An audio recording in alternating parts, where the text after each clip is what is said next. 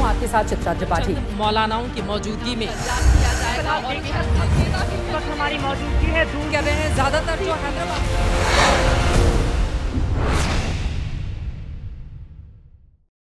Orient Bell Tiles studio से आप देख रहे हैं एबीपी न्यूज। नमस्कार, एबीपी न्यूज पर सभी दर्शकों का बहुत बहुत स्वागत है। मैं हूं आपके साथ चित्रा त्रिपाठी।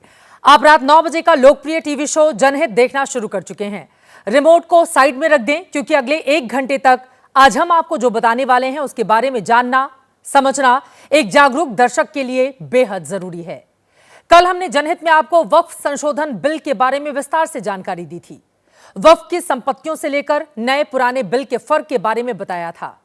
अब जबकि आने वाले कल में लोकसभा में बिल पेश होने जा रहा है, तो आज फिर उस पर राजनीति चर्चा जो चल रही है उसके बारे में विस्तार से खबरदार करना आपको जरूरी है।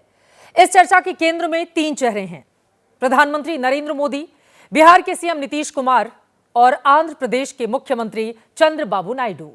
सुबह से चर्चा हो रही थी कि नीतीश क्या करेंगे, क्या पलट जाएंगे, नायडू का रुख क्या होगा। लेकिन अब साफ दिख रहा है कि यह मोदी का जोड़ है, टूटेगा नहीं। पिछले साल जब लोकसभा के नतीजे सामने आए तो कहा जा रहा था कि यह सरकार कमजोर होगी, बैसाखी वाली सरकार बनेगी। लेकिन इन मजबूत साथियों की बदौलत पीएम मोदी कल वो इतिहास लिखने की दिशा में है जिसकी गूंज वर्षों तक देश की राजनीति में सुनाई देने वाली है। आज हम उसी मजबूती की बात जनहित के इस वक्फ एडिशन में करने वाले हैं। नीतीश नायडू की वक्फ नीति को डिकोड करने वाले हैं। मजबूर नहीं, मजबूत सरकार कैसे वक्फ बिल पर है, पूरी तरह से तैयार, विस्तार से बताने वाले हैं। तो आइए आज के जनहित की शुरुआत करते हैं। क्या आप जानते हैं कि दुनिया में कौन सी चीजें हैं जो हमेशा बड़ी तेजी से अपडेट होती हैं, खुद को अपग्रेड करती रहती हैं, कभी भी एक सी नहीं रहती, हर पल, हर मौसम और हर सिचुएशन में खुद को बदलती रहती हैं? आप सोचें उसके पहले हम ही आपको देते हैं जानकारी। पहली चीज फैशन, जो कभी एक सा नहीं रहता, बूट से बेल बॉटम तक लौट लौट कर आता रहता है। दूसरी चीज है टेक्नोलॉजी, जिसे दुनिया की रफ्तार के साथ बदलना ही है, ना बदले तो दुनिया रुक जाए। और तीसरी चीज है पॉलिटिक्स, जिसमें आज फंडा कुछ है, कल कुछ और, आज फॉर्मूला कुछ है और कल कुछ और, आज की फिलॉसफी कुछ है और कल कुछ और हो जाए। आप जनहित में कवर स्टोरी के लिए हमने इसी अपग्रेड पॉलिटिक्स को चुना है, और इसे चुनने की वजह है वक्फ संशोधन बिल, क्योंकि इस वक्त इसी बिल की पूरे देश में चर्चा हो रही है। और कल का दिन और भी गर्म रहने वाला है, क्योंकि कल नया वक्फ बिल लोकसभा में पेश होने जा रहा है। कल इस पर संसद में लंबी चर्चा भी होनी है, और संभव है कल ही रात 10 से 11 बजे के बीच में यह पास भी करा लिया जाए। आवर के तुरंत बाद 2 अप्रैल को वक्फ अमेंडमेंट बिल को मैं टेबल करना चाहता हूं फॉर कंसिडरेशन एंड पासिंग, पारित होने के लिए। उसके बाद हमने 8 घंटे के लिए मान लिया गया है कि चर्चा 8 घंटे का होगा, और बढ़ाना चाहते हैं तो हाउस में स्पीकर सेंस लेकर के बढ़ा सकते हैं। वक्फ संशोधन बिल को आप नरेंद्र मोदी 3.0 के इन 10 महीनों का पहला और अब तक का सबसे टफ एग्जाम भी कह सकते हैं। और इसमें मोदी सरकार full passing marks first division से पास भी हो सकती है। इसके पीछे का आधार आपको बताने वाले हैं। मोदी सरकार के 2 मजबूत स्तंभ वो वक्फ बिल पर उनके साथ मजबूती से खड़े दिखाई दे रहे हैं, ना डगमगा रहे, ना हिचकिचा रहे हैं, और ना ही इस चिंता में है कि उनके मुस्लिम वोट छटक जाएं। नीतीश कुमार, जिनकी जेडीयू के लोकसभा में 12 सांसद हैं, और चंद्रबाबू नायडू, जिनकी टीडीपी के 16 सांसद हैं। मोदी सरकार इनके सपोर्ट सिस्टम पर है। दोनों वक्फ बिल पर पूरे वफादार हैं। जाहिर है, जब सब ये जानना चाहते हो कि आखिर मोदी ने नीतीश और नायडू पर ऐसा कौन सा मंत्र फूंका जो ये दोनों मुस्लिम वोटों की फिक्र छोड़कर वक्फ बिल पर साथ साथ हैं, हम इसे भी डिकोड करने वाले हैं। लेकिन कई बार किसी बात को थोड़ा बैकग्राउंड में जाकर बताने की जरूरत होती है। थोड़ा भूतकाल में जाना पड़ता है, फिर वर्तमान में लौटना पड़ता है। अभी मोदी के नेतृत्व में गठबंधन की सरकार है, लेकिन लेकर चलते हैं आपको उस दौर में जब गठबंधन की सरकार में सबसे बड़ी पार्टी सहयोगियों के आगे बेबस दिखाई देती थी। 1989 से 2014 तक 25 साल की वो पिक्चर फास्ट मोड में देखिए, जिसे गठबंधन की मजबूरी और अस्थिरता के दौर के तौर पर आप देख सकते हैं। मंडल कमंडल के टकराव में लालकृष्ण आडवाणी का रथ रोका गया तो वीपी सिंह की कुर्सी चली गई। चंद्रशेखर जानते थे कि प्रधानमंत्री तो बन रहे हैं, लेकिन कांग्रेस न काम करने देगी न ही टिकने देगी। हुआ भी वही। ये वो दौर था जब किसी सरकार की स्पीड उसके सहयोगी दल तय करते थे। 96 में देवगौड़ा सरकार बनी, जितने दिन रही सीताराम केसरी के रहमो करम पर रही। इंद्र कुमार गुजराल को भी अंजाम पता था। कांग्रेस ने उन्हें भी न काम करने दिया न ही टर्म पूरा करने दिया। वाजपेयी 3 बार पीएम में, दूसरे और तीसरे कार्यकाल में कौन नहीं जानता कि जयललिता और ममता बनर्जी ने दिल्ली आकर कितनी बार उन्हें ब्रेक लगाने की कोशिश की। मनमोहन सिंह ने 10 साल अल्पमत की सरकार चला तो ली, लेकिन लालू, ममता, मुलायम ने उन्हें कई बार बेबस किया। 2008 में आपको याद भी हो, न्यूक्लियर डील पर तो लेफ्ट ने सरकार गिराने तक की नौबत ला दी थी। इसके बाद बीजेपी ने 2014 में पूर्ण बहुमत हासिल किया। उसके बाद 2019 में और बड़े जनादेश से सरकार बनाई तो देश को लगा कि गठबंधन का दौर हमेशा के लिए खत्म हो गया। लेकिन 2024 में बीजेपी बहुमत से पहले ही रुक गई और नीतीश नायडू की बैसाखी पर आ गई तो साफ हुआ कि गठबंधन का मोलभाव युग जिंदा है। कहा गया कि अब नायडू और नीतीश के आगे मोदी बेबस हो चले हैं। लेकिन सरकार बनाने के बाद कई फैसले और राज्यों के नतीजों ने बता दिया कि क्यों बीजेपी कहती है मोदी हैं तो मुमकिन है। मोदी साबित करने जा रहे हैं कि वो मजबूर नहीं बल्कि मजबूत नेता हैं। एनडीए के रीसाइकिल होते ही नीतीश कुमार ने जिस तरह से मोदी के पैर छुए, विपक्ष के लिए झटका था, विपक्षी दलों के लिए। फिर भी उसे विश्वास था कि नीतीश और नायडू इस सरकार को चैन से जीने नहीं देंगे और आज नहीं तो कल किसी ना किसी मुद्दे पर सरकार गिरा कर रहेंगे। इसी उधेड़बुन में जब वक्फ संशोधन बिल पर सियासत गरमाई तो विपक्ष ने नीतीश और नायडू को उकसाने में पूरी जान लगाई। पटना में all India Muslim personal law board ने नीतीश को मुस्लिम प्रेम का वास्ता दिया तो विपक्ष के नेता भी इसमें बढ़ चढ़कर हिस्सा लेने लगे। प्रदर्शन का एक पंडाल विजयवाड़ा में भी लगा था। चंद्रबाबू नायडू से भी कहा गया कि आप तो ऐसे ना थे, आपको तो मुसलमानों ने भी वोट दिया है, आप ही वक्फ बिल पास कराने लगेंगे तो कैसे चलेगा। दोनों ही नेताओं को मुसलमान वोटों का खूब डर दिखाया गया। लेकिन आज नायडू और नीतीश दोनों ने ही और उनकी पार्टियों की ओर से स्पष्ट किया गया कि हम साथ साथ हैं। मुसलमानों को कुछ लोग फिजूल डरा रहे हैं। वक्फ तुष्टिकरण के लिए नहीं बल्कि मुसलमानों के संतुष्टिकरण के लिए लेकर आ रहे हैं।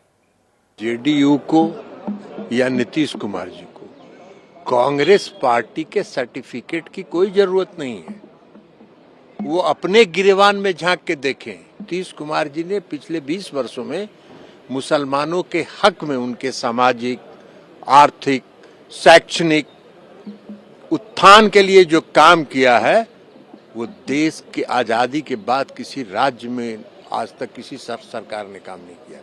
हमारी पार्टी जो करेगी वो लोकसभा में करेगी, मीडिया के माध्यम से नहीं करेगी। लगभग 9 लाख एकड़ वक्फ बोर्ड की जमीन जिसपे बहुत से लोगों ने इलीगल कब्जा भी बना रखा है, अगर संशोधन बिल द्वारा ये जमीनों पे कब्जा वापस लेके मुसलमानों के हित में अगर संशोधन बिल आता है तो निसंदेह हमारी पार्टी उसका समर्थन भी करेगी।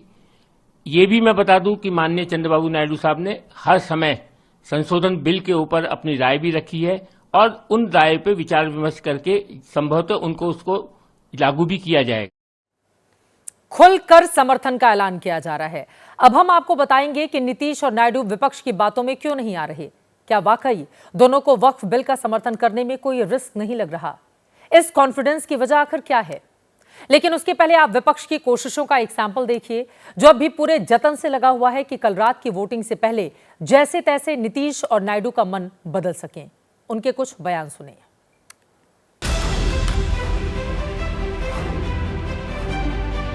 ये वक्फ बिल अनकॉन्स्टिट्यूशनल है, ये वक्फ बर्बाद बिल है। भारतीय जनता पार्टी का हर फैसला वोट के लिए, अपने लोगों को खुश करने के लिए। ये वक्फ बिल के खिलाफ समाजवादी पार्टी है, पहले भी थी, आगे भी रहेगी। जिस तरह के संशोधन भारतीय जनता पार्टी कर रही है वो पूरा कंट्रोल अपने पास चाहते हैं। सबसे बड़ा 1947 के बाद बड़ा मसला है और जिनको मुसलमान वोट की चाहत है, वो चाहे चिराग पासवान साहब हो, चाहे वो जयंत चौधरी साहब हो, चाहे वो चंद्रबाबू नायडू साहब हो, चाहे वो नीतीश कुमार जी हो, मुसलमान कभी माफ़ नहीं करेगा अगर आपने इस बिल को पास होने दिया इस संसद से। ये असंवैधानिक बिल है। डाइवर्सिटी हमारे देश की खूबसूरती है। ये लोग आरएसएस का एजेंडा थोपना चाहते हैं, जिसको हम लोग स्वीकार करेंगे। हमने जितने संशोधन दिए थे सरकार ने एक भी परीक्षा होनी है। मिस्टर जेडीयू, मिस्टर टीडीपी और जो छोटे छोटे दल मलाई खा रहे हैं उनकी परीक्षा। इस बिल से ऐसा लगता है कि एक ही मजहब को निशाना बनाया जा रहा है। हमारे जो मेंबर पार्लियामेंट हैं वो इसकी परजूर जो है मुखालफत करेंगे।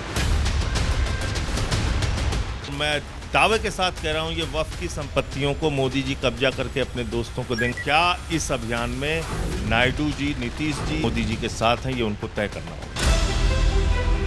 वक्फ बिल पूरी तरह इन ज़मीनों से वक्फ बोर्ड्स की ऑटोनॉमी छीन रहा है, उसको सेंट्रलाइज कर रहा है और इस तरह से कोई बिल लाकर आप ज़बरदस्ती खींचने की कोशिश कर रहे हैं, तो ये डेमोक्रेटिकली राइट नहीं है।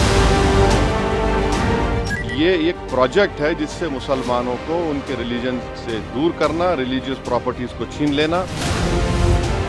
चंद्रबाबू नायडू, नीतीश कुमार 5 साल के बाद जब जाएंगे जनता के पास, क्या जवाब देंगे उनको?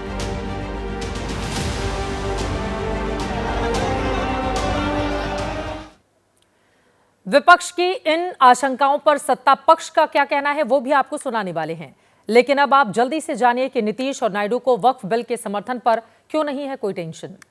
नीतीश से ही शुरू कर लेते हैं। हर एक के मन में यह सवाल है कि नीतीश तो सेक्युलर छवि के हैं, मुस्लिमों में बेहद लोकप्रिय भी, फिर वो क्यों वक्फ बिल के साथ खड़े हैं? कुछ आंकड़े अगर आप देखेंगे तो आपको इसका जवाब मिल जाएगा। बिहार में मुसलमानों की आबादी तकरीबन 17% है। बिहार विधानसभा की 47 सीटें मुस्लिम बहुल हैं। इन 47 सीटों पर मुस्लिम आबादी 20 से 40% के बीच में है। बिहार का सीमांचल इलाका मुस्लिम बहुल है। किशनगंज में तो लड़ाई ही मुस्लिम वर्सेस मुस्लिम की रही है। 2005 में जब नीतीश पहली बार सीएम बने तो अपनी सोशल इंजीनियरिंग में उन्होंने 3 बड़े प्रयोग किए थे। दलितों से महादलित अलग किया, पिछड़ों से अति पिछड़े अलग किए, ऐसे ही मुस्लिमों में पसमानदा मुस्लिम अलग करके उन पर काम किया। इस प्रयोग का असर यह हुआ कि 2010 के विधानसभा चुनाव में नीतीश और बीजेपी गठबंधन को शानदार जीत मिली थी। जेडीयू के 7 मुस्लिम विधायक जीते थे, साथ में बीजेपी से भी 1 मुस्लिम विधायक को जीत मिली थी। 2015 में जब नीतीश कुमार लालू के साथ गए तब भी मुस्लिमों ने उनका साथ दिया, लेकिन जैसे जैसे वो पलटी मारते गए मुस्लिम छटकते गए। 2020 के बिहार विधानसभा चुनाव में CSDS का पोस्ट पोल सर्वे था कि 76% मुसलमानों ने लालू कांग्रेस के महागठबंधन को वोट किया है, सिर्फ 5% मुसलमानों ने एनडीए को वोट किया। तब जेडीयू और जीतन राम मांझी इसका हिस्सा थे। 2% ने चिराग पासवान की एलजेपी को, 11% मुस्लिम वोट ओवैसी के गठबंधन को गया और 6% मुस्लिम वोट अन्य को मिला था। नतीजा यह रहा कि 19 मुस्लिम विधायक जीते, लेकिन 11 टिकट देकर भी जेडीयू से कोई मुस्लिम नहीं जीत पाया। और इसके बाद 2024 की स्थिति देखें कि जेडीयू ने मुस्लिम बहुल किशनगंज लोकसभा सीट से 1 मुस्लिम को टिकट दिया, लेकिन मुसलमानों ने उन्हें भी नकार दिया। 59,000 वोट से उनको हरा दिया। तो क्या नीतीश इस वजह से वक्फ बिल के साथ हैं क्योंकि मुस्लिम तो उन्हें वैसे भी वोट नहीं कर रहे? क्या जेडीयू का मुस्लिम वोट वैसे भी घटता जा रहा है? इस वजह से भी नीतीश कुमार ने फिक्र छोड़ दी है। 24 के नतीजों के बाद केंद्रीय मंत्री ललन सिंह के एक बयान में इसकी झलक भी आप देख सकते हैं, जो उन्होंने मुस्लिम वोटों पर दिया था। अल्पसंख्यक समुदाय के वोट रूट नहीं देते हैं नीतीश कुमार, वोट रूट नहीं देते हैं। ये सब गलत फहमी में मत रहिएगा, मुगालते में हम लोग नहीं है कि आप देते हैं, पहले नहीं देते थे। अल्पसंख्यक समुदाय के लोग वोट नहीं देते हैं। नीतीश घटते हुए मुस्लिम वोटों के लिए हिंदू वोटों को भी नहीं गंवाना चाहते। क्या इसीलिए अब उन्हें मुस्लिम वोट की परवाह नहीं है? और क्या इसीलिए वो बार बार कहते हैं कि अब कहीं नहीं जाएंगे, बीजेपी के साथ ही रहेंगे? 2 दिन पहले उन्होंने यही बातें कही थी।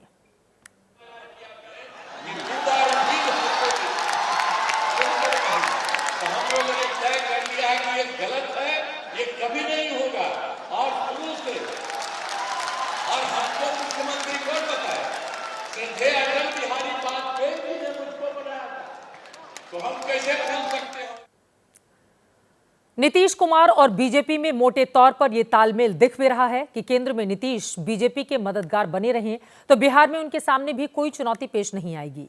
वो जब तक चाहें बिहार में एनडीए का चेहरा बने रहेंगे, सारी अटकलबाजियों के बाद भी। और नीतीश के बाद अब चंद्रबाबू नायडू की बात कर लें। वो क्यों वक्फ बिल के समर्थन में खड़े दिखाई दे रहे हैं? आपको याद होगा, एक वक्त था जब चंद्रबाबू नायडू देश में गठबंधन की राजनीति के सदाबहार संयोजक माने जाते थे। नायडू कभी वाजपेयी सरकार के सूत्रधार थे।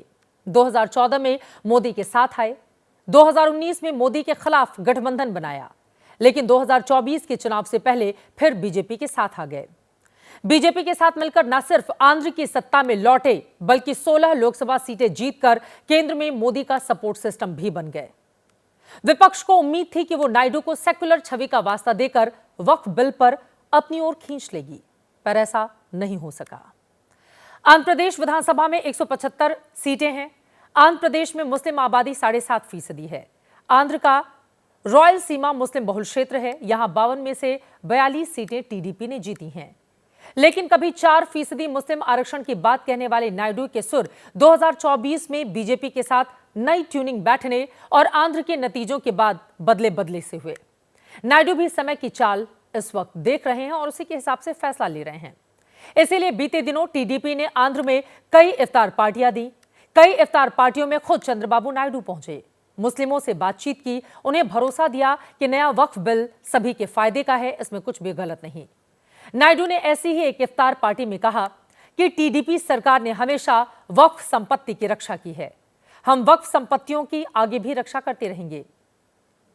हम वंचित मुस्लिम परिवारों का उत्थान करते रहेंगे।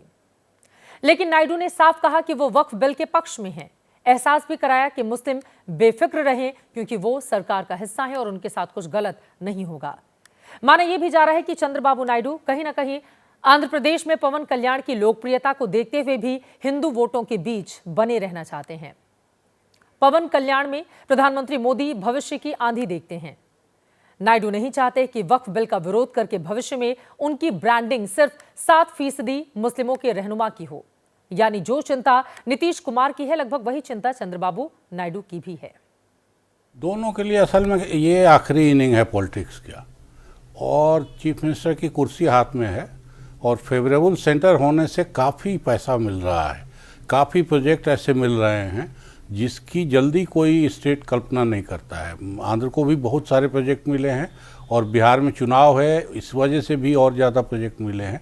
तो ये दोनों वजहें ऐसी हैं जिसके चलते वो केंद्र की सरकार को नाखुश नहीं कर सकते। लेकिन केंद्र की सरकार भी उनको नाखुश करके ये बिल पास कर लेगी, इसकी भी मुझे अभी संभावना नहीं दिखाई दे रही है। नीतीश कुमार और चंद्रबाबू नायडू तो ये दो ऐसे नेता हैं जो बीजेपी के साथ भी रहे हैं और बीजेपी के खिलाफ भी रहे हैं। दोनों की मजबूरी ये है कि एक तरफ तो मुस्लिम जनाधार जो है वो उनको अपना बचाना है, लेकिन वो एनडीए में रहना भी है। उनको एनडीए से अलग हो करके वो अपनी कोई भूमिका अब देख नहीं पा रहे हैं, ना नीतीश कुमार ना चंद्रबाबू नायडू। अगर नीतीश कुमार और चंद्रबाबू नायडू अलग भी हो जाएं तो भी बीजेपी अपने कुशलता से, अपनी रणनीतिक कुशलता, ऑपरेशन लोटस के जरिए सरकार बचा लेगी, सबको मालूम है। राजनीतिक जानकारों की माने तो नीतीश और नायडू दोनों ही राजनीतिक ढलान पर हैं, इसीलिए दोनों ही अब उठापटक नहीं चाहते। वक्फ बिल का पास होना मोदी सरकार के तीसरे कार्यकाल का पहला सबसे बोल्ड फैसला होगा। अब सत्ता पक्ष का कॉन्फिडेंस भी देख लीजिए। जो समय तय किया गया है खुलकर बोलिए, हम सुनना चाहता हूं, और एक पॉइंट, एक सेक्शन क्लोज का हम जवाब देने के लिए बिल्कुल तैयार हैं। जो हो हल्ला कर रहे हैं इनसे पूछना चाहता हूं कि इन्होंने कोई ऐसा काम वक्फ बोर्ड के माध्यम से किया हो जो वेलफेयर का, चाहे ओवैसी हो, चाहे सपा कांग्रेस या कोई माइनॉरिटी संगठन हो, मैं चुनौती देता हूं ये कह दें कि वक्फ की बेहतरी के बजाय नुकसान है, सदन से त्यागपत्र दें। हमारे पार्टी और नीतीश कुमार जी से बहुत लोग मिले थे, उन्होंने अपना सुझाव भी दिया था और जो हम जेपीसी में हमारे मेंबर थे इस बात को उन्होंने रखा भी, और मुझे लगता है सरकार उसको इनकॉर्पोरेट भी करेगी। वक्फ पर जो माफियाओं का कब्जा है वो हटाएगा, न कि वक्फ बोर्ड की जायदाद को खुर्द-बुर्द करेगा। मोदी जी सरकार मुसलमान के विरोध में नहीं है और अपोजिशन ही मुसलमान का विरोध कर रहे हैं। ये मतलब एंटी मुसलमान है, ऐसा उनके ऊपर हमारा आरोप है। और मुसलमानों के फायदे की अगर ये बिल है तो उसका उन्हें समर्थन करना चाहिए। हमारा मानना है कि हम सरकार को इस बिल को पास करने में सपोर्ट करेंगे। हमारा मानना है कि ये बिल से आम मुसलमानों को बहुत फ़ायदा होगा।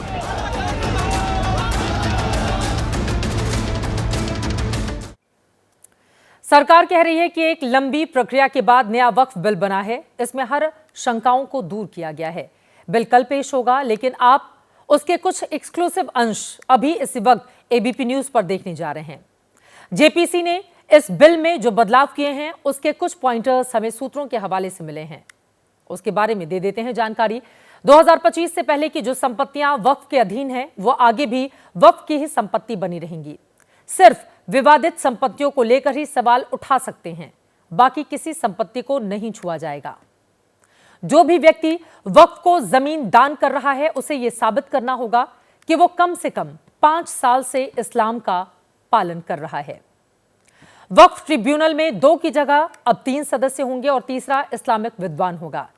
पहले ट्रिब्यूनल में 2 सदस्यों का प्रावधान था।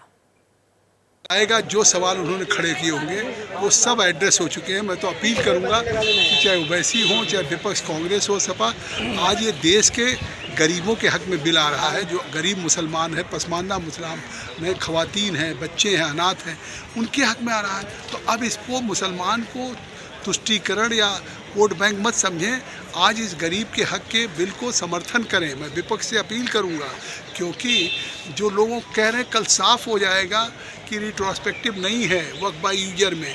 अगर कहीं मस्जिद ईदगाह है तो वो रहेगी वक्फ की, लेकिन भविष्य में अब कोई वक्फ होगा तो उसका डीड होगा और उसको वामसी पोर्टल पे उसको अपलोड किया जाएगा। तो ये सभी है।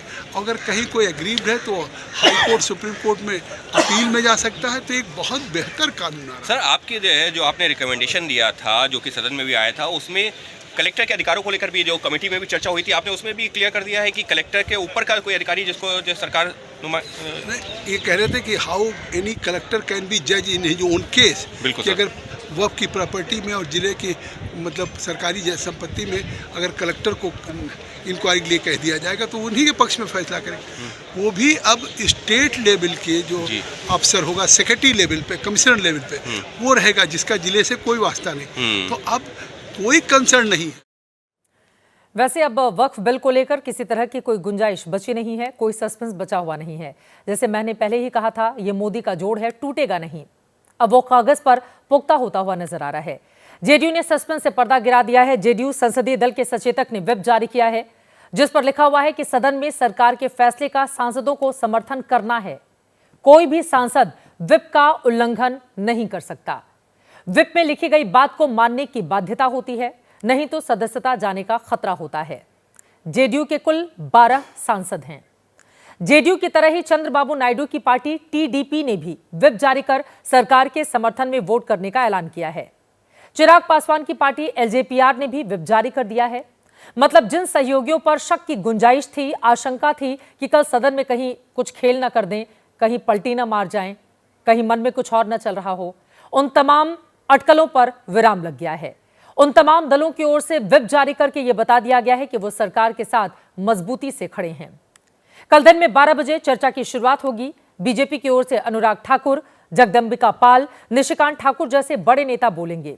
मोदी के इस तीसरे कार्यकाल का पहला बड़ा दिन है कल। पहला बड़ा फैसले होना जा रहा है। लोकसभा से बिल पास होने के बाद यह राज्यसभा जाएगा। वैसे इससे पहले 2 कार्यकाल में मोदी की सरकार ने देश हित में वो झंडे गाड़े हैं जिसकी सिर्फ कल्पना ही की जा सकती थी। 3 तलाक से लेकर जम्मू कश्मीर में अनुच्छेद 370 के खात्मे तक की कहानी मील का पत्थर है। न भूतो न भविष्यति की श्रेणी में आता है। मोदी मोदी मोदी मोदी मोदी मोदी मोदी मोदी मोदी मोदी मोदी मोदी है तो मुमकिन है, बीजेपी का ये सूत्र वाक्य है। उम्मीद के मुताबिक अगर वक्फ बिल पास हुआ तो यकीन मानिए बीजेपी के हर नेता की जुबान से ये बात एक बार फिर जरूर निकलेगी। अब लाजवाब बहुमत से मिली हिम्मत कहिए या प्रधानमंत्री नरेंद्र मोदी के हौसले का कमाल, बीजेपी के बीते 11 बरस के राज में ऐसे फैसले हुए जो नामुमकिन से लगते थे। जैसे संविधान से अनुच्छेद 370 और 35A का खात्मा, पाकिस्तान के कब्जे वाले कश्मीर में सर्जिकल स्ट्राइक, पाकिस्तान में घुसकर एयर स्ट्राइक, मुस्लिम महिलाओं को 3 तलाक से आजादी और नागरिकता संशोधन कानून।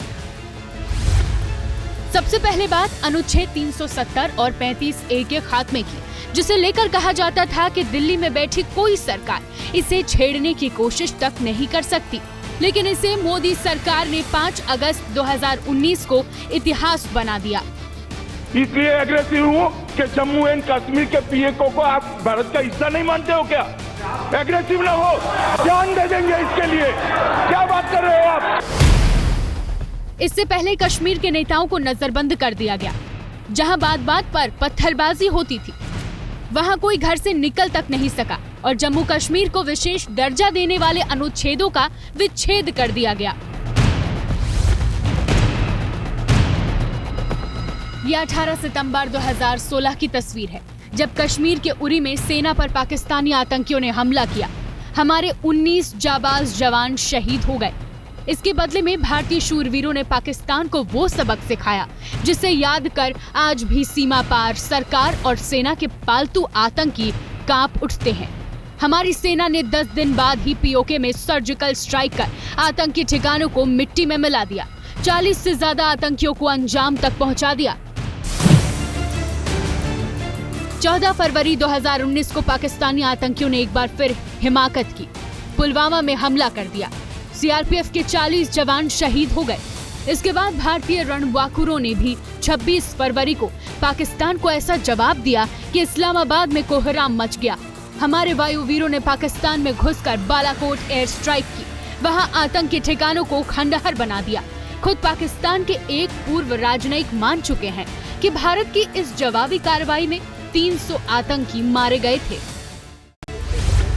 मोदी सरकार ने 10 जनवरी 2020 को एक और ऐतिहासिक फैसला लिया और वो फैसला था नागरिकता संशोधन अधिनियम यानी CAA को कानूनी शक्ल देने का, जिसे विपक्ष आज भी मुसलमान विरोधी बताता है। जबकि ये कानून पड़ोसी देश पाकिस्तान, अफगानिस्तान और बांग्लादेश में सताए हुए सिख, हिंदू, बौद्ध, पारसी और ईसाई लोगों को भारतीय नागरिकता देने का है। CAA नागरिकता लेने का कानून है ही नहीं, नागरिकता देने का कानून है। हम सत्य के लिए कदम उठाते हुए डरते नहीं है।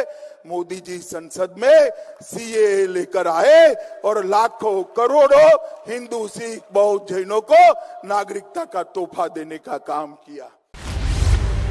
विपक्ष और खासकर खुद को मुसलमानों का रहनुमा बताने वाले नेता 3 तलाक के खिलाफ कानून का विरोध करते रहे हैं और 1 अगस्त 2019 को मोदी सरकार ने इसका भी अंत कर दिया। 3 तलाक को गैर कानूनी करार दिया। ऐसा करने वालों के लिए सजा का प्रावधान किया। जो भी 3 तलाक के पक्ष में बातें करते हैं, ये वोट बैंक भूखे लोग मुस्लिम बेटियों के साथ बहुत बड़ा अन्याय कर रहे हैं। और देखिए, दुनिया के अनेक मुस्लिम बहुल्य देश, इसका इस्लाम से संबंध होता तो दुनिया का कोई मुस्लिम देश 3 तलाक खत्म नहीं करता। अब विपक्ष नए वक्फ कानून को भी मुसलमानों के मजहबी मसले में सरकार की दखलंदाजी बता रहा है, लेकिन तैयारी और फ्लोर मैनेजमेंट देखकर लग तो यही रहा है कि सरकार इसे भी पास कराने में कामयाब रहेगी, क्योंकि नोटबंदी हो या GST, मोदी सरकार ने जो ठाना उसे मंजिल तक पहुंचाया भी। वक्फ संशोधन बिल को लेकर पक्ष विपक्ष में लामबंदी शुरू हो गई है। मुस्लिम पर्सनल लॉ बोर्ड ने चिट्ठी जारी करके सांसदों से अपील की है कि लोकसभा में कल जो बिल पेश होगा उसका समर्थन ना करें।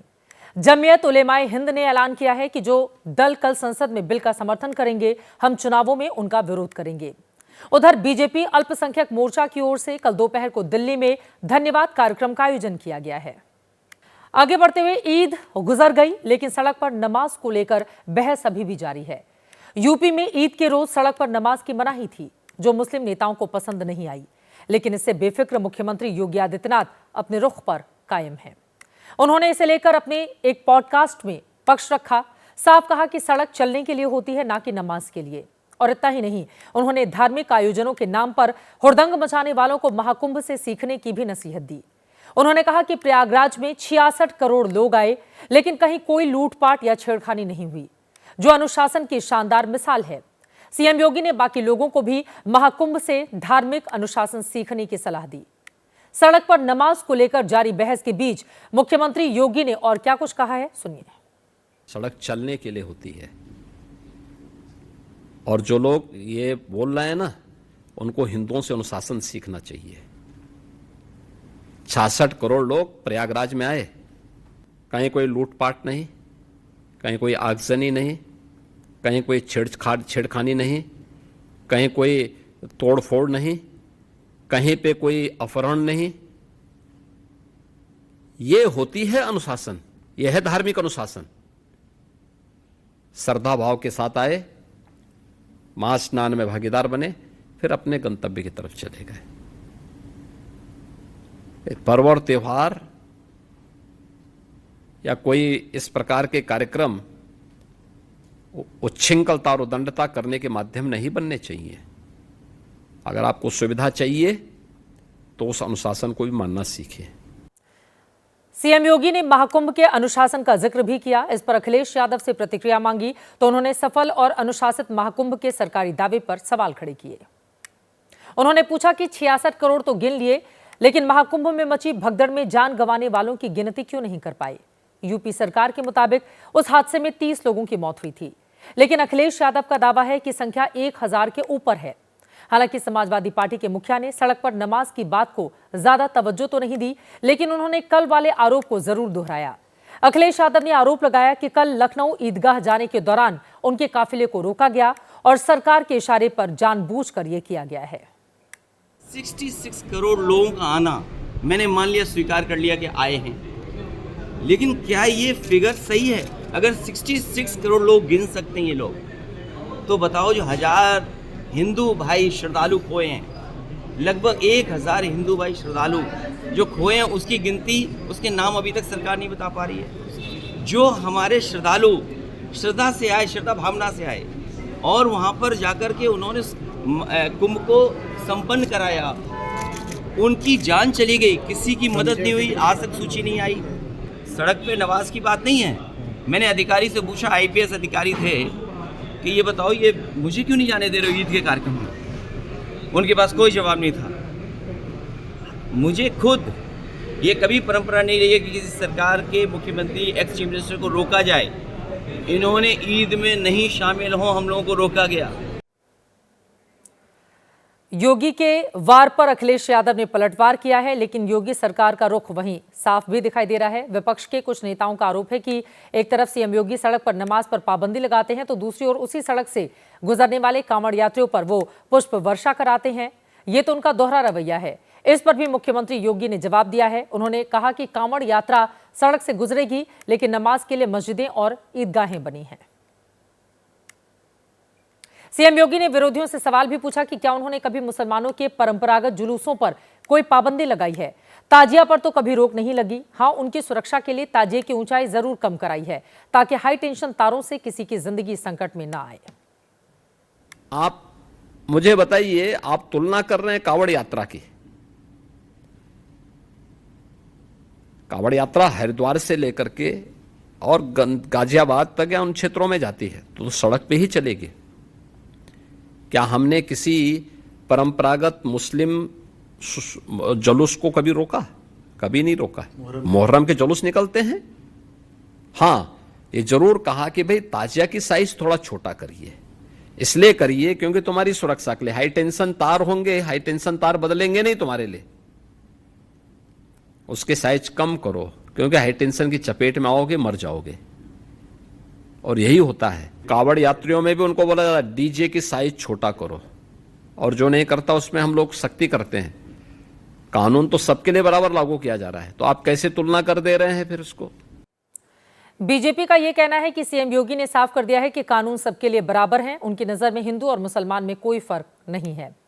योगी के मुताबिक किसी को कोई रियायत नहीं मिलेगी, चाहे जो हो जाए। यूपी में सड़क पर नमाज की इजाजत नहीं दी जाएगी। इसके साथ ही उन्होंने कल ईद के मौके पर कुछ जगहों पर पथराव को लेकर भी सवाल पूछे हैं। ईद में कौन सा प्रदर्शन करेंगे? आप घंटों सड़क जाम करेंगे नमाज पढ़ने के नाम पे, और नमाज पढ़ने की जगह आपके ईदगाह होगा, आपका मस्जिद होगा, सड़क नहीं हो सकती है। और इसके लिए अगर बोला जा रहा है आप मानेंगे नहीं, तो ठीक तो कहा कि आप उदंडता करेंगे। पथराव जो वहां पे हुआ वो दो मुस्लिम पक्षों में पथराव हुआ है, हिंदू पक्ष उसमें कहीं भी नहीं है, प्रशासन कहीं भी नहीं है। योगी आदित्यनाथ ने मेरठ की घटना का जिक्र किया। अब उसकी तस्वीर भी आपको दिखाते हैं। ईद के दिन मेरठ के जानी थाना इलाके में नमाज के बाद दो पक्षों में झड़प हो गई। इस दौरान पथराव हुआ, लाठियां चली, गोलीबारी की सूचना भी है।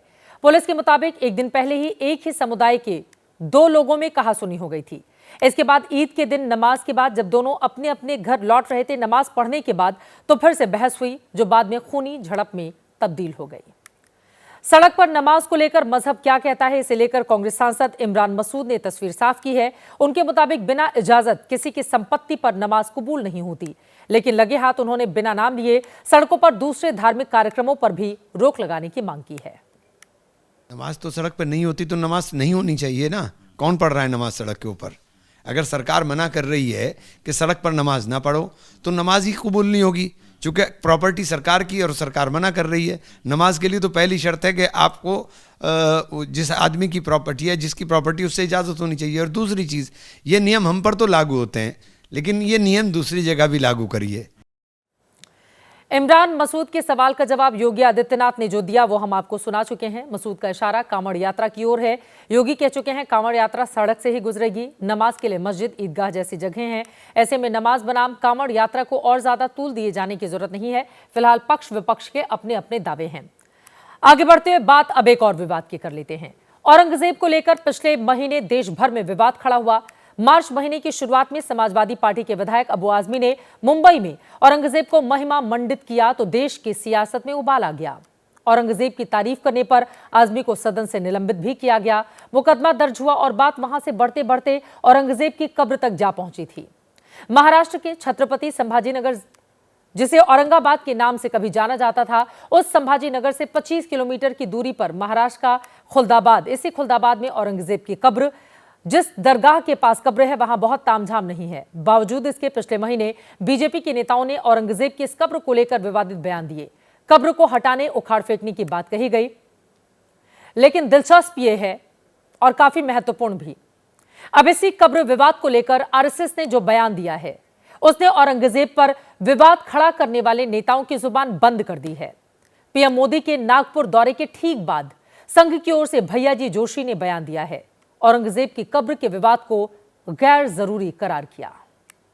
औरंगजेब का अनावश्यक विषय उठाया गया है। एक है, अब उसकी मृत्यु यहाँ हुई तो कब्र यहाँ बनी हुई है, कोई श्रद्धा है, वो जाएंगे। आरएसएस ने जिस औरंगजेब की कब्र के विवाद को मार्च महीने की आखिरी तारीख को अनावश्यक बताया, उस औरंगजेब की कब्र को लेकर उठे विवाद में नागपुर जल उठा था। पिछले महीने 17 मार्च को नागपुर में कब्र के विवाद को लेकर दंगे हो गए थे। इस दंगे से पहले औरंगजेब को लेकर बीजेपी के बड़े बड़े नेताओं ने खूब बयान दिए थे। उसकी एक छोटी सी रील आपको जरूर देखनी चाहिए। काहीही झालं तरी या महाराष्ट्रामध्ये औरंगजेबाच्या कबरीचं महिमा मंडन होऊ देणार नाही। म्हणजे ठरलंय ते ठरलंय आणि एक दिवस कार्यक्रम होणारच, त्याला विश्वास तुम्हाला जिनका आचरण औरंगजेब जैसा है वे लोग औरंगजेब पर गौरव की अनुभूति करें। औरंगजेब को अपना नायक मान रहा हो, क्या उसको भारत के अंदर रहने का अधिकार होना चाहिए? क्या औरंगजेब का समर्थन इस महाराष्ट्र में कोई सहन नहीं करेगा, उसका महिमा मंडल कोई सहन करेगा नहीं। औरंगजेब पर सभी एक दूसरे से आगे निकल जाना चाहते थे, लेकिन अब आरएसएस की ओर से औरंगजेब पर रेड सिग्नल देने के बाद बीजेपी नेताओं के टोन, सुर बदल गए हैं।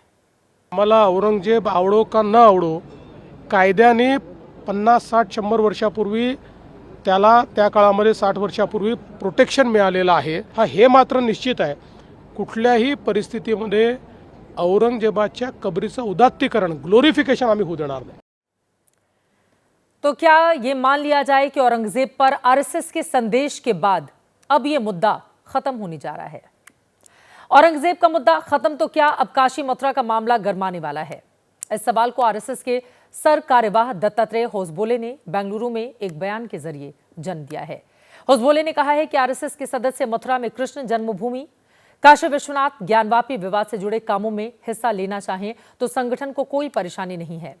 हालांकि सभी मस्जिदों को वापस लेने की बड़ी कोशिशें नहीं होनी चाहिए, इससे समाज में झगड़ा हो सकता है। कन्नड़ में आरएसएस की पत्रिका विक्रमा से बात करते हुए उन्होंने ये बयान दिया।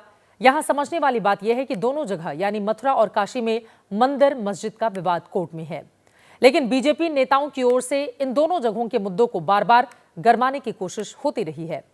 अभी बीते महीने यानी मार्च में ही यूपी के सीएम योगी आदित्यनाथ ने मथुरा को लेकर बड़ा बयान दिया था। इंतजार करिए, जैसे अयोध्या आज सुंदरतम नगरी बन गई है, हमारा प्रयागराज सचमुच तीर्थों का राजा बनकर के चमकता हुआ दिखाई दे रहा। अब तो बारी इसी ब्रजभूमि की है। मथुरा, वृंदावन, बरसाना, गोकुल, नंदगांव। किसी भी हिंदू मंदिर या किसी हिंदू घर को तोड़ करके आपके द्वारा बनाई गई कोई भी इबादत गृह एक खुदा को स्वीकार्य नहीं। क्यों आपने बनाई? आप तो इस्लाम के विरुद्ध आचरण कर रहे हैं। पर आप तो कानून के दायरे में रहकर हम कानून के दायरे में रह के सब काम कर रहे हैं। अगर कानून के दायरे में रह रहे हैं तो फिर आप मथुरा की बात क्यों उठा रहे हैं? मथुरा की बात क्यों नहीं उठा रहे? मथुरा श्री कृष्ण की जन्मभूमि नहीं है क्या? पर वो तो अब कोर्ट में है ना। कोई कोर्ट का ही आदेश पालन कर रहे हैं ना, तो अब तक तो वहाँ बहुत कुछ हो गया होता है। पहले योगी का बयान, फिर आरएसएस की ओर से मथुरा को लेकर ग्रीन सिग्नल। क्या मथुरा मंदिर को लेकर बीजेपी और संघ की ओर से कोई प्लानिंग हो रही है? क्या राम जन्मभूमि मंदिर के निर्माण के बाद संघ के एजेंडे में अब मथुरा की श्री कृष्ण जन्मभूमि है? इस सवाल के जवाब के लिए आपको थोड़ा अतीत में लेकर चलते हैं। साल 1992 में जब अयोध्या में राम मंदिर के लिए आंदोलन चल रहा था, उसी दौरान विश्व हिंदू परिषद और बीजेपी से जुड़े कार्यसेवकों ने नारा दिया था, अयोध्या तो अभी झांकी है, मथुरा काशी बाकी है। कारसेवकों ने विवादित ढांचे को गिरा दिया था। बाद में ये नारा बीजेपी की चुनावी सभाओं में भी गूंजने लगा था और दीवारों पर इसे लिखा जाने लगा था। इसी नारे के साथ मंदिर मस्जिद विवाद में राष्ट्रव्यापी तौर पर मथुरा और काशी की एंट्री हुई थी। राम मंदिर के निर्माण के लिए बीजेपी ने आंदोलन चलाया, अपने चुनावी एजेंडे में भी उसे शामिल किया। हालांकि मथुरा और काशी कभी चुनावी मुद्दा नहीं बना। 2020 में जब अयोध्या में राम मंदिर निर्माण की आधारशिला रखी गई, तब नारे का स्वरूप नेताओं ने बदल दिया। कहना शुरू किया, अयोध्या की पूरी हुई तैयारी, अब है मथुरा की बारी। इस नारे के साथ मथुरा के मंदिर मस्जिद विवाद को गरमाने की कोशिश भी की गई। मथुरा का मंदिर मस्जिद विवाद कोर्ट में चल रहा है। हिंदू संगठनों का दावा है कि जिस जगह पर शाही ईदगाह मस्जिद है, ठीक उसी जगह भगवान कृष्ण का जन्म हुआ था। कई इतिहासकार दावा करते हैं कि 17वीं सदी में औरंगजेब ने इस मंदिर को तोड़वाकर इसके एक हिस्से में मस्जिद का निर्माण करवा दिया था, जो कि आज भी मंदिर के ठीक बगल में ही मौजूद है। 1968 में शाही ईदगाह मस्जिद ट्रस्ट और कृष्ण जन्मस्थान संघ के बीच एक समझौता हुआ था, जिसके बाद मान लिया गया था कि विवाद सुलझ गया है। लेकिन इस सुलह को नहीं मानने वालों ने विवाद को सुलगाए रखा। विवाद कृष्ण जन्मभूमि ट्रस्ट और शाही ईदगाह मस्जिद के बीच 13.37 एकड़ जमीन के मालिकाना हक को लेकर है। श्री कृष्ण जन्मभूमि ट्रस्ट यहां से मस्जिद को हटाने की मांग कर रहा है। 1984 में पहली बार विश्व हिंदू परिषद के एजेंडे में राम मंदिर के साथ कृष्ण मंदिर और काशी का जिक्र आया। राम मंदिर के मुद्दे को बीजेपी ने लपका, जिसके बाद वो एक तरीके का जन आंदोलन बन गया।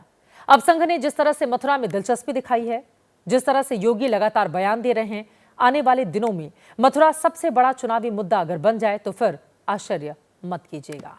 अगली रिपोर्ट सीएम योगी आदित्यनाथ और पूर्व सीएम अखिलेश यादव के दुर्गंध बनाम सुगंध के दंगल पर है। पिछले हफ्ते अखिलेश ने कहा था, बीजेपी को दुर्गंध पसंद है, इसीलिए वो गौशाला बनवाती है। हमें सुगंध पसंद है, इसीलिए हमने इत्र पार्क बनवाए। इस पर आज सीएम योगी ने पलटवार किया और कहा कि अखिलेश को गोकशी यानी गो हत्या करने वाले पसंद हैं। समाजवादी पार्टी के लोग जो गौकशी करवाते थे, गौ तस्करों के साथ और कसाईयों के साथ जिनके संबंध थे, वे गौ माता की सेवा क्या करना चाहते हैं? तो उनके गौ माता के गोबर में तो दुर्गंध ही नजर आएगी। उन्हें अपने कृत्यों में दुर्गंध नजर नहीं आती है, उन्हें गौ माता की सेवा में दुर्गंध नजर आती है और इसीलिए उनके अध्यक्ष के मुंह से निकल ही गया।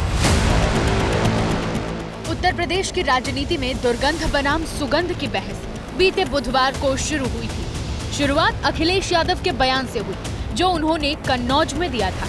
दुर्गंध पसंद करते हैं, इसीलिए गौशाला बना रहे हैं। हम सुगंध पसंद कर रहे थे, इसलिए इत्र पार्क बना रहे थे। इसके बाद अखिलेश पर बीजेपी ने बयानों की जबरदस्त बमबारी की। इसे गौ माता का ही नहीं बल्कि यादव समाज का भी अपमान बताया, जिसे भगवान कृष्ण के द्वापर युग के वक्त से गौपालक कहा जाता है। गोबर और गौशाला से दुर्गंध आती है, कितनी शर्मनाक बातें हैं। ये अखिलेश यादव का ये बयान पूरे यादव समाज का अपमान है। अब बात करेंगे बुलडोजर की, जिस पर आज फिर से बदनामी का दाग लग गया। 2021 में यूपी में हुई एक बुलडोजर कार्रवाई के मामले में सुप्रीम कोर्ट ने आदेश दिया है कि जिनके घर गिराए गए उन्हें फिर से घर बनाकर वापस दिए जाएं। झोपड़ियों के बाहर खड़ा बुलडोजर, पास ही मौजूद कुछ अफसर और पुलिस वाले, और झोपड़ी से किताबें समेटकर भागती एक बच्ची। इसके बाद वही हुआ जिसके लिए बुलडोजर लगातार बदनाम होता जा रहा है। तस्वीर 24 मार्च की है, जब अंबेडकर नगर में अतिक्रमण हटाने के नाम पर बुलडोजर लेकर पहुंचे प्रशासन ने झोपड़ी जमींदोज कर दी।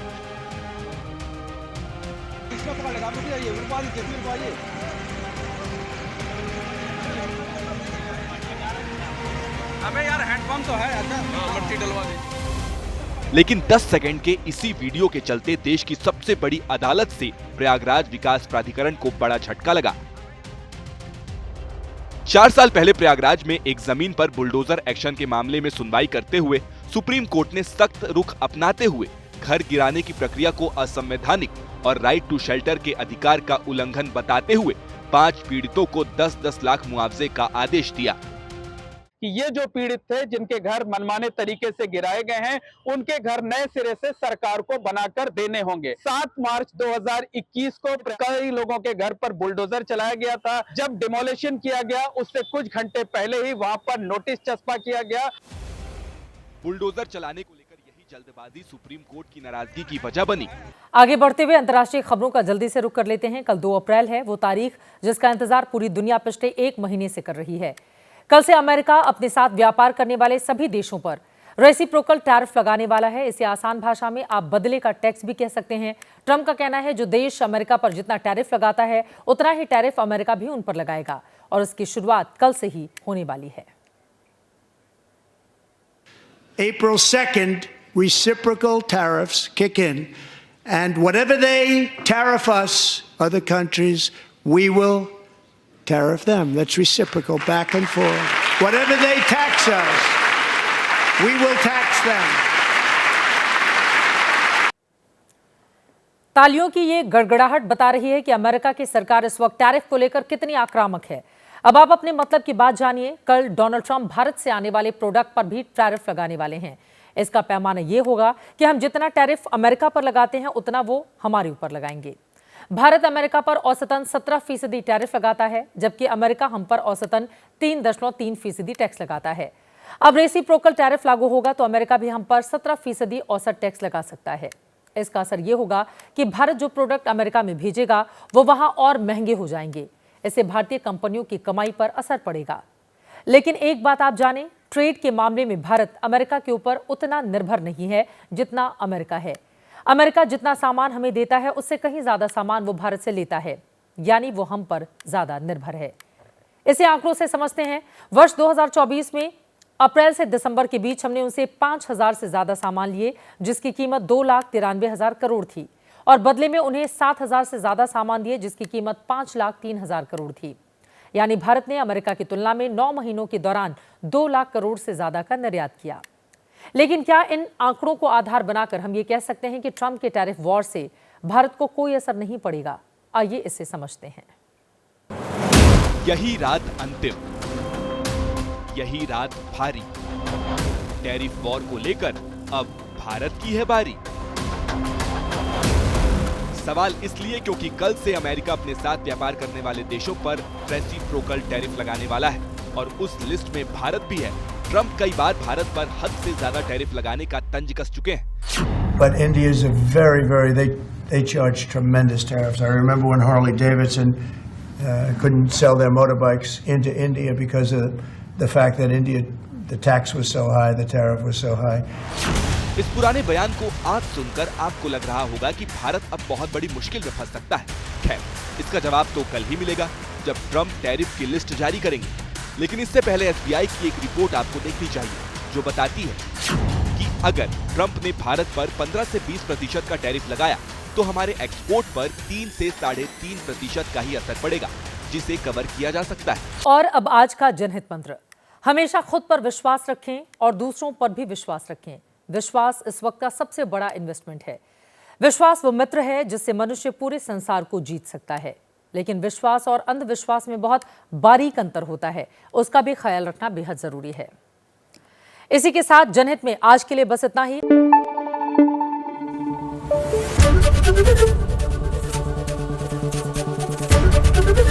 एबीपी न्यूज आपको रखे आगे।